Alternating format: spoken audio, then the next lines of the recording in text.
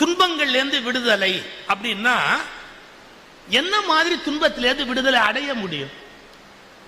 போதி தர்மர் அப்படின்னு ஒரு ஞானி இருந்தார். இந்த போதி தர்மர் இந்தியாவிலிருந்து சீனாவுக்கு போனார். அந்த சீனாவில் போய் புத்தருடைய பரம்பரையில 8வது வகையில வந்தவர் போதி தர்மர். அவர் தான் இந்தியாவிலிருந்து புத்த மதத்தை சீனாவுக்கு கொண்டு போறார். அவர் சீனால போய் அந்த மக்களுக்கு பிரீச் பண்றதுக்கு போது ஒரு பொம்மையை உருவாக்கினார்.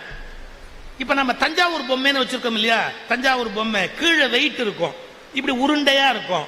அதை நீங்க எப்படி ஆட்டினாலும் அது நிமிந்து நிமிந்து வரும், இப்படி இப்படிமா ஆடும். கீழே கிராவிடேஷனல் புல் முழுக்க கீழ் பக்கமா இருக்கும், அதனுடைய ஃபோர்ஸ் எல்லாம் நடுவுல இருக்கும். அந்த அந்த பொம்மை உருண்டு இப்படி கவுத்தீங்கன்னா அப்படி போயிடும், அப்படி போயிட்டா இப்படி வந்துடும். ஆக்சுவலா அந்த பொம்மைக்கு நம்ம வெவ்வேறு பேர் வச்சிருக்கோம். தஞ்சாவூர் பொம்மை, செட்டியார் பொம்மை என்னெல்லாமோ பேர் வச்சிருக்கிறோம். அதனுடைய ஒரிஜினல் பேர் என்ன தெரியுங்களா? தர்மாஸ் டால், தர்மர் பொம்மை அப்படின்னே